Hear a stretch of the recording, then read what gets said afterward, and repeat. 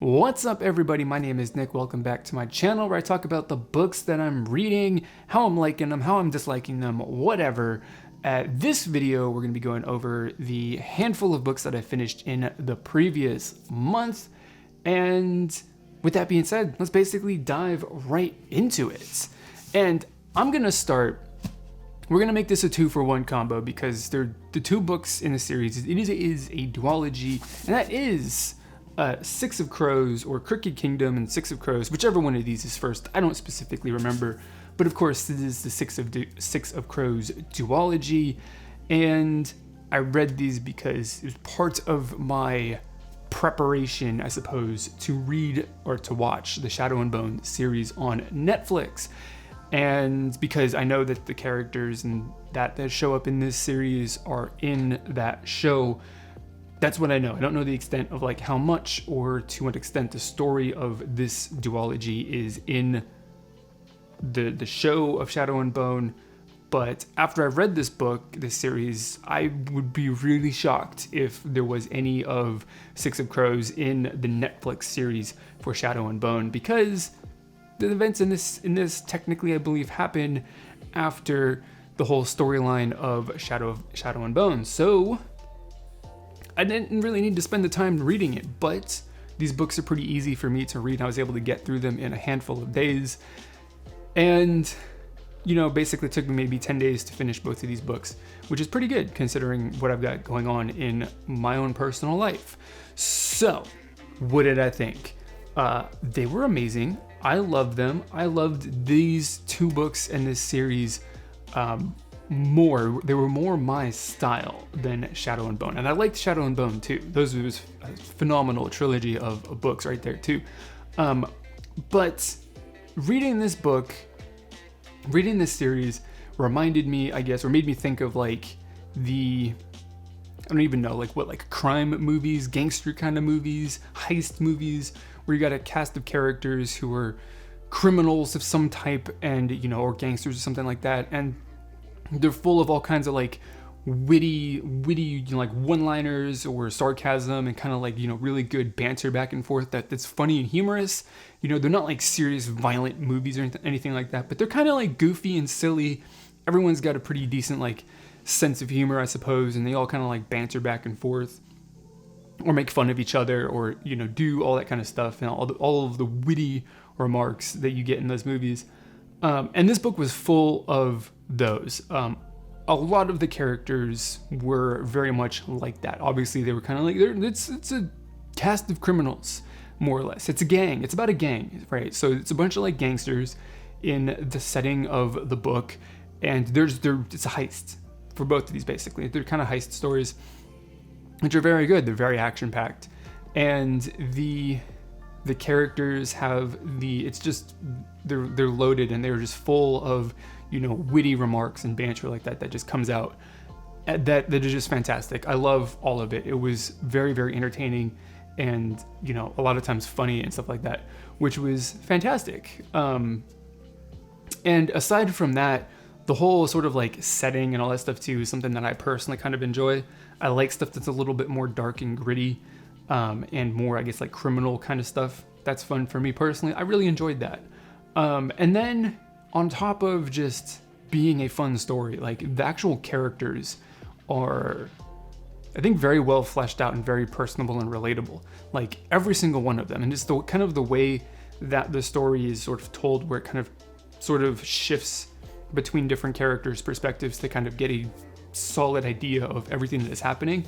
And so you get to know every single character on a pretty intimate level, which I really like. And you find that you kind of like care for every single character a lot. Instead of just like, there's one main character that the story follows that you care for a lot, and everybody else in their relationships, like you don't like intimately know them necessarily, and so you don't like care for them on like a deep level. But in this book or in this series, we really, really get that. So it's fantastic. And I do hope that if Six of Crows is not actually like the storyline of Six of Crows is not included in the Netflix series that's been made, that they're planning on continuing making a season 2 that includes the Six of Crows thing, because I would really, really love that. So both of these books I don't remember. I might have rated one of them a 4 out of 5, but basically I've rated both of this whole series, I suppose, a 5 out of 5, because they were absolutely phenomenal. Moving on from the Six of Crows duology to something else that I really enjoyed. That is The Salt Line by Holly Goddard Jones. I had to remind myself who wrote this book, but I really like this book. Also, this is kind of one of those post-apocalyptic sort of stories, or something kind of like along the lines of Station 11, maybe. Although it's more reminiscent, I personally read a book called California by Eden Lepucki, I want to say, is how you say her name. But I read California after I read Station 11. I think Station 11 kind of kicked off a trend of like post-apocalyptic survival storylines or inspired stories where people are like surviving in like the wilderness or something like that. The Salt Line is one of those kind of things.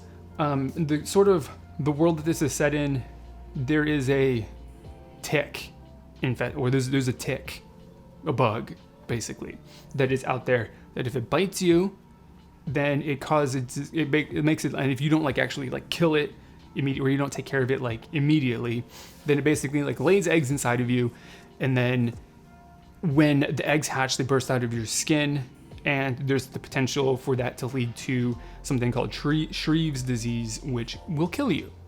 And so the whole sort of world of the United States, which this is kind of based off of, has kind of like cordoned itself off into different zones, you know, like the Atlantic zone, the Northeast, the Southern zone, all that kind of stuff, that have got like their various amounts of like defensive borders and stuff that keep the ticks out.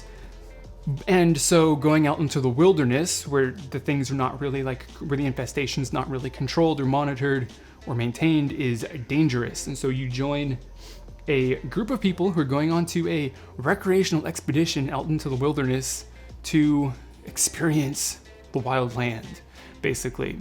And they're coming up into, or they're facing just the danger of the ticks. And they're going to experience like the raw wilderness and nature of, I think, like the Appalachian Mountains in like Virginia, West Virginia, something around there.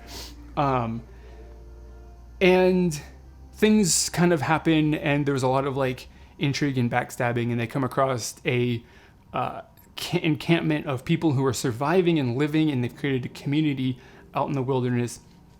I don't really want to give all of it, like all of the stuff away. That's really kind of intriguing about it, but there's a lot of very cool stuff that kind of deals with like, you know, there's like this disease, we'll call it a disease, that's out there, and there's potentially a cure for it that people have, but the governments don't really want it, or, you know, or there are people that want it, but, or that want it to become a thing, but there's also other factors or factions that don't really want it to be a thing. You kind of reveal all of this while these people are trying to like survive and, you know, return back to where they originated from alive, basically.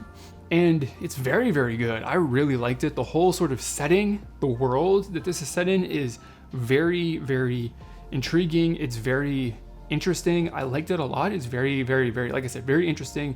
There's lots of cool things to kind of think about in it, and how they kind of like potentially could come into real life, and how that potentially reflects on present day. It's got nothing to do with COVID or anything, by the way. But it's very, very interesting. I really liked it. The sort of like characters and just the groups of people, and how you kind of learn about these people and like what their backgrounds are and their motivations, and potentially like their own personal connections, that how they're connected from like things that happened in the past, and of course how things happen over the course of the story is very, very interesting and very intriguing too. So it's really good. The whole premise of this book is fantastic. The setting in the world that this is set in is also very, very good. I really enjoyed it. And then of course, just the general story and the development with all the characters and stuff like that. Super, super cool. I really enjoyed that. I'm going to finish up with The Fall of Hyperion by Dan Simmonds. This is I'm going to talk about this probably shortly, because like for me, I read Hyperion, obviously. This is the second in a series of books by Dan Simmonds called the Hyperion Cantos, however you want to say that word, that tells a story of Hyperion, basically. The first two books talk about are about Hyperion specifically, I think, like as a planet. And I don't really want to, I'm not going to go so much into the story. Like, this is an old book, so like the whole idea, if you're probably watching this video for this specific book, it's already out there. We already know what you should already probably know what it's about. But for me personally, like, this is some very dense sci-fi. Very, very dense, and kind of similar to the reading Hyperion. There was kind of a mystery of like really kind of not understanding what is going on and what the connection between all of the events that unfold in this book are until the very end. Now, this tells a more linear story than Hyperion does, because Hyperion was basically like a collection of like short stories, which were basically the characters in the book telling their story of how they basically came to be together on the pilgrimage to Hyperion, right? How they all came together as a group, or what their backstory is, which was very interesting, and all kind of came together and made a little bit of sense at the beginning. But all of that really started to make more sense in this book, because you need to know what happened in the first book to kind of understand some key things that happened in this book. But from the very beginning, going from the very beginning of this book all the way to the end, you like the very first couple pages, the very first couple chapters, you have no idea what's going on. I didn't know what the heck was even happening, because, and that's kind of the point, I suppose, because you're finding out that things aren't really as they seemed on the surface, or the events that are unfolding aren't really what we thought they were. They're happening in an unexpected way, and there's a reason for that. You find out why that is in the final and in the end of the book, and it's very, very interesting, kind of how the revelation of what the truth actually is, as far as how things are happening and how they're being influenced and manipulated, is very, very interesting. And it's very kind of like complex and very like high politics. I just made that up, I'm pretty sure, but it's very like political. There's quite a lot of like political maneuvering going on in conjunction with like following the story and the development of what is actually happening on the ground in Hyperion with the pilgrimage group that is going to the temple of the Shrike to kind of do their thing and potentially have an influence on how things happen. So, I mean, it's a really fantastic sort of conclusion to whatever that story arc is in the Hyperions in the series. Now, the next couple of books, I believe, they take place I think, after the first two books happen. And it's going to be very interesting to see how those go. But I really enjoyed this book. It's really good, just in the sense of like, it's a very dense and descriptive and like, I guess I would say like adjective filled sort of science fiction, which means it's very descriptive. It paints the world and the setting and just the actions that are happening like very, very vividly through lots of words and lots of like complex writing and stuff like that, which is a good thing. It's a bad thing. Kind of just depends on your taste of reading and kind of like what you want to dive into. Like if you want to dive into something easy, the Hyperion and Fall of Hyperion and this whole series written by Dan Simmonds is probably not the thing for you. If you want to read something easy, then like I said, if you want to read something easy, then this is not the book. But if you want to read something that's hard and challenging, then definitely give this one a read.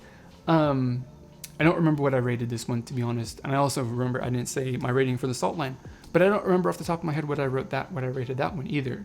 But those are all on my Goodreads. So if you want to follow me on Goodreads, there will be a link in the description. So that's enough of me rambling about the books that I read.